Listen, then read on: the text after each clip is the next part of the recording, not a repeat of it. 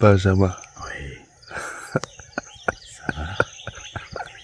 Mais après, si tu commences, moi je peux pas m'empêcher. Alors on va sauter comme ça pour éviter d'avoir ma tenue. Tu préfères dodo? C'est comme tu souhaites. Comment là, j'ai le soleil dans la gueule, mais ça va. Ah non, si t'as le soleil dans la... Ouais, un peu trop, ouais. Là, c'est bien, ouais. Là, ça suffit si c'est bon pour toi.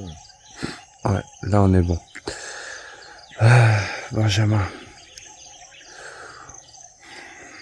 Okay. On est sur un chemin, on est sur une route.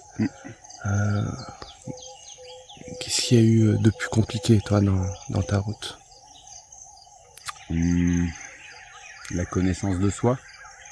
Arriver à me déformater de ces grands schémas scolaires, commerce, etc. D'être toujours dans l'argumentaire, d'être toujours un leader, d'être toujours dans l'ego et pas dans l'écho. Et il y a eu des bonnes rencontres pour ça, la communication non violente, des mentors un peu à droite à gauche, et qui font que tu déconstruis. Et donc tu peux te laisser de la place pour aller après chercher ce qu'il y a vraiment au fond de toi. Aller chercher ce que tu as au fond de toi. C'est quelque chose que tu as intentionné à un moment donné, ou c'est quelque chose qui s'est vraiment présenté par la force des choses? Ben justement, ouais, qui s'est présenté par la force des choses, qui a été la quête de son enfant intérieur, de se dire putain, ce gamin il a pas pu se mettre en colère, il a pas pu dire non, il a pas pu pleurer quand il voulait. Il n'a pas pu choisir ses études, il n'a pas pu... voilà, le schéma un peu quand même classique des années 70, 80, 90, là. Et à un moment donné, tu sens que par la douleur parfois physique, que dans le bide de ça travaille et que ça va exploser, tu sens qu'il y a autre chose qui se passe. Et là, quand tu arrives par la méditation ou d'autres outils thérapeutiques, de connexion au vivant, à toi-même, etc. et que tu arrives à communiquer avec cet enfant intérieur et à le faire naître, renaître, ben là il peut suivre lui-même aussi son chemin, et toi tu es libre aussi de suivre le tien. C'est le côté où tu peux enfin grandir et être toi-même. Et là, paf, là tu sens, c'est Sangoku, quoi, ça part, quoi. Là, t'es détaché, quoi, tu vois. Parce que dans l'enfant intérieur, il y a ta lignée, il y a tes parents, tes grands-parents, il y a une sorte, tu vois, de fardeau là que tu portes, que tu retiens, et une fois que tu n'as plus ce sac, et ben c'est parti. Mais par respect, des fois on garde le sac tout simplement, pour pas blesser les autres. Mais les autres, ils ont fait leur chemin aussi, donc pourquoi pas toi? Qu'est-ce qui fait qu'on se retrouve avec ce sac? Ce qui est le plus évident pour moi, c'est cette histoire de respect, et de respecter trop les autres, c'est peut-être aussi une peur des autres, et finalement ben on n'ose pas le poser, ce sac. Et moi-même, je connais des gens et des très proches qui ont pu le poser bien avant moi et qui ont pu dire merde à un moment donné, alors aux parents, au système, à l'école, etc. Ce que j'ai quand même réussi à faire assez tôt, mais pas si tôt que ça finalement. Et ben eux, ils sont partis loin devant. Par contre, ils étaient peut-être pas complètement encore construits. Ils sont peut-être partis très loin plus tôt, mais ils se sont peut-être arrêtés plus vite, ou ils se sont pris un mur avec élan, tu vois. Et chacun a son chemin, chacun a son parcours là-dessus. Et je crois que la peur de dire non, la peur de se séparer comme ça du passé, de la lignée, des parents, de la famille, c'est vraiment important. Quel lien tu fais entre la permaculture et le fait de grandir en tant qu'humain? Le lien, c'est l'écosystème.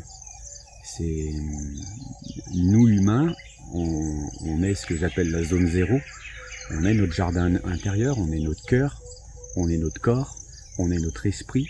Et donc on doit mixer ces trois éléments en permanence. Il ne peut pas y avoir que l'esprit, que la connaissance, que la sagesse, qu'être assis dans un fauteuil et lire, ou que être en connexion ou en méditation. On ne peut pas vivre que de ça aujourd'hui, ou alors c'est un choix d'être un moine tibétain ou autre, mais c'est pas forcément le reflet de la société. On ne peut pas être que dans le cœur, qui est là pour donner, partager, donner, si on reçoit plus rien. Et puis on a un corps physique, le véhicule, comme l'appellent les bouddhistes, à faire fonctionner, à entretenir.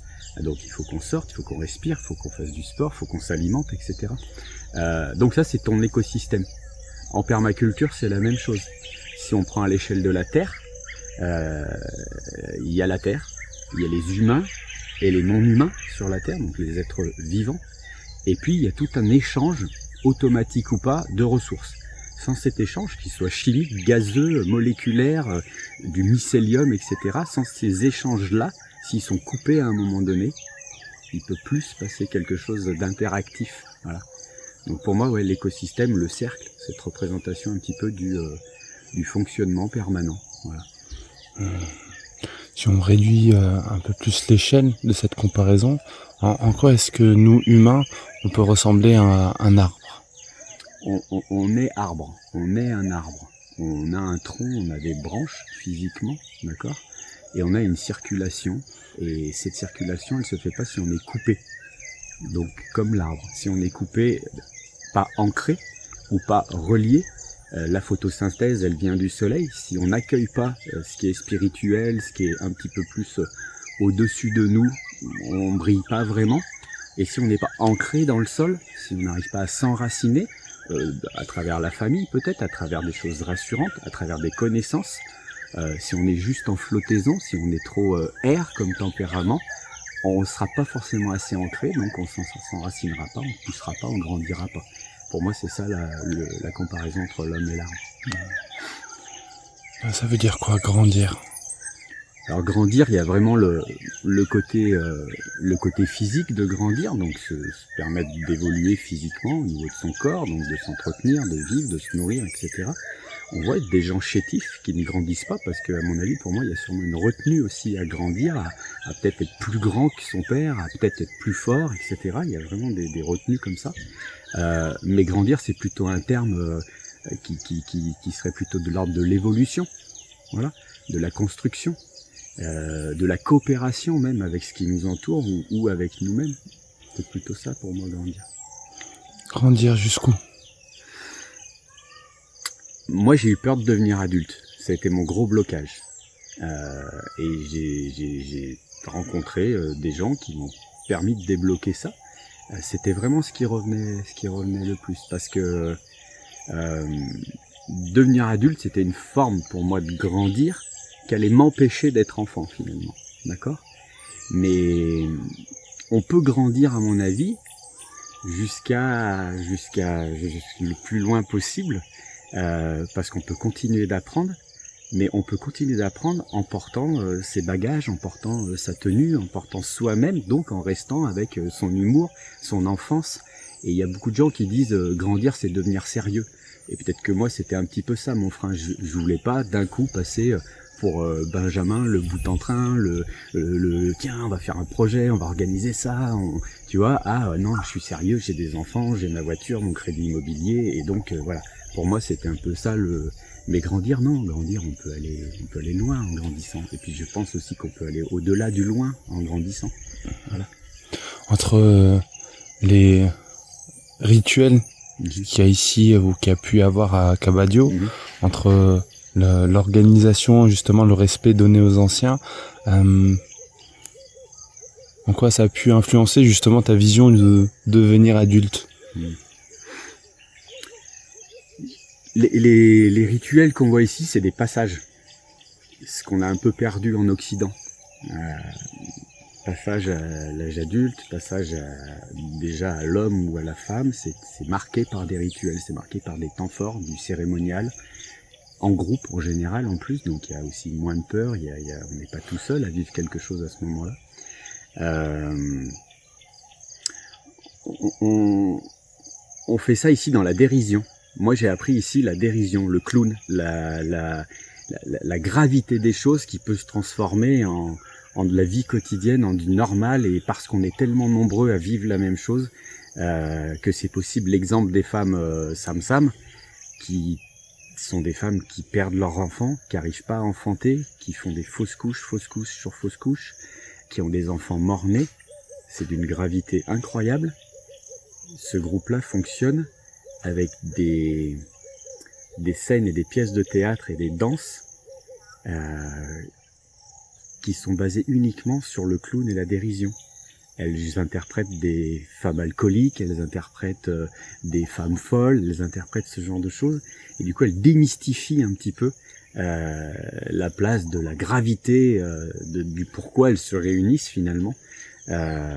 Et ça, pour moi, c'est les éléments marquants, vraiment, de ce sacré spirituel, etc. Et des traditions, et des anciens, et de tout ce respect-là, qui est jamais oublié. Mais j'ai vu des cérémonies où il y a des doyens, où il y a un sous-préfet qui est interviewé, et je suis à côté de lui, il a un discours de sous-préfet, et d'un coup, t'as 4-5 femmes déguisées parce qu'elles sont dans leur rôle de groupement, qui arrivent, qui prennent le sous-préfet, qui dansent avec lui, alors qu'il est en train de faire un discours qu'elles ne comprennent pas, elles parlent pas le français ou l'anglais. Et ça, c'est juste ça finalement, grandir aussi et devenir adulte, sans ces casseroles que la société fait qu'on se traîne, quoi. Qu'est-ce qui a été le plus compliqué dans ton parcours? Dire je t'aime à mes parents, je pense. C'est ça qui a été le plus difficile. D'un moment donné, prendre conscience que je me suis pas construit tout seul, que j'ai été très vite en rébellion, finalement tout seul, contre moi-même, un peu un Don Quichotte, tu vois, et que j'ai laissé l'essentiel, j'ai laissé les choses importantes me passer sous le nez comme ça. Et aujourd'hui, j'ai une relation avec mes enfants que j'ai pas pu avoir avec mes parents. Aujourd'hui, j'écoute mes enfants, je leur dis je t'aime, ils me disent je t'aime.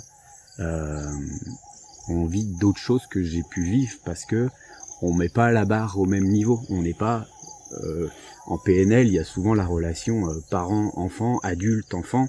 Aujourd'hui, parfois on peut être enfant-enfant avec sa famille, on peut être parent parce qu'il y a des règles, il y a un cadre à poser, on peut être adulte, mais on n'est pas forcément que dans la relation parent, enseignant, professeur, enfant. Voilà, il y a pas ce... Et à mon époque, en tout cas, c'était quand même un peu la doctrine éducative. Et ça t'empêche d'ouvrir ton cœur à tes simples et tes propres parents, en fait. Donc, ouvrir ton cœur, c'est quelque chose que tu as pu faire à la dernière minute ou auprès de tes parents? Pas à la dernière minute, parce qu'ils sont encore en vie et qu'au moins les choses ont pu se faire. Et on peut vivre maintenant en amour, mais c'est pas évident. J'ai pu accompagner ma grand-mère maternelle sur son lit de mort. Je suis le dernier à avoir posé ma main sur son front et lui dire je t'aime. Là, c'était un peu plus à la dernière minute. Mais je sais qu'avec nos yeux, depuis des années, on se l'était déjà dit. Mais voilà, c'est pas si facile. Ouais. En quoi c'est pas aussi évident, aussi facile de dire je t'aime?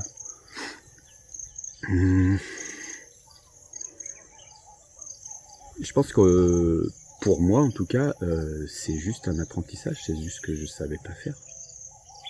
J'ai pas appris ça. Moi, je suis un garçon. J'ai été orienté dans les métiers de la mécanique et de l'ingénierie. On m'a demandé de faire du sport collectif. On m'a demandé autre chose que d'apprendre à dire je t'aime. Et je suis dans une culture française classique, ouvrière, de base. Le frigo est plein, la chambre est rangée, et c'est pas ça qui compte vraiment, quoi. Moi, je pense que c'est un système éducatif, c'est un apprentissage de dire je t'aime. Qu'est-ce que les yeux disent que les mots ne peuvent pas? Les yeux, ils ont pas de langue. Les yeux, ils voient l'infini. Les yeux fermés voient. Et ils permettent aux gens de se voir de cœur à cœur, en fait. C'est par les yeux, à mon avis, qu'on voit le cœur de l'autre. Et voilà, quand moi j'ai la capacité d'échanger avec Paolo King, avec les femmes Sam, on s'est jamais dit un seul mot dans la langue de l'un ou de l'autre, à part les salam alek, et ça suffit aussi des fois largement. Mais il y avait un Amérindien qui m'avait expliqué que là-bas, on se disait pas salut, ça va, esquive. On se disait comment va ton cœur aujourd'hui. Et une fois qu'on avait posé la question, on avait pris la responsabilité de la réponse.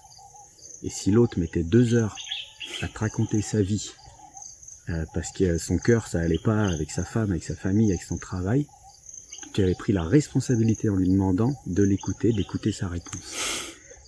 Et même si tu avais un bus à prendre. Et ça, j'ai toujours trouvé ça incroyable. Et aujourd'hui, moi, c'est exactement ce que je fais, ce que je vis. Si je demande à quelqu'un comment ça va, et qu'il me tient la main pour me donner vraiment sa réponse et prendre le temps ben, je vais pas tirer, je vais pas forcer, je vais rester. Et c'est là que tu sens que de savoir s'ancrer, c'est magnifique parce que à ce moment-là, tu sens qu'elle y est, t'es arrivé, t'es à la maison, tu l'écoutes. Comment va ton cœur aujourd'hui? Bon, ben, enregistre, on va y aller. Ça va bien, mais tu vas partir. Grand merci à toi, Benjamin. Dieu fouaille. Tiens le Jeff, ouais. Barka Baken Terima, mon ami.